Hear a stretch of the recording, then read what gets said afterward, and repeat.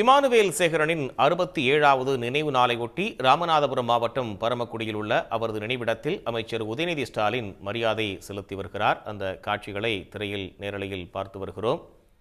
மலர் வளையம் வைத்து அங்கு அஞ்சலி செலுத்தப்படுகிறது. அந்த காட்சிகள் விவரங்களை வழங்குவதற்காக செய்தியாளர் கார்த்திக் இணைப்பில் இருக்கீங்க. கூடுதல் விவரங்கள் கார்த்திக்.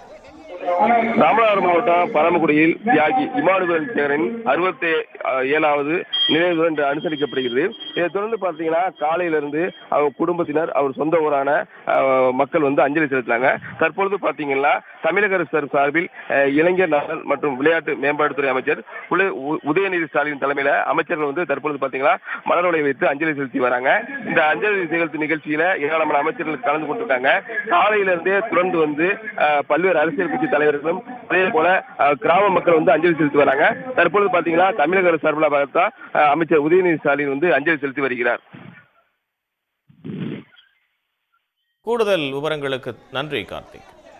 உடனுக்குடன் செய்திகளை தெரிந்து கொள்ள சன் நியூஸ் பெல் ஐகானை கிளிக் பண்ணுங்க.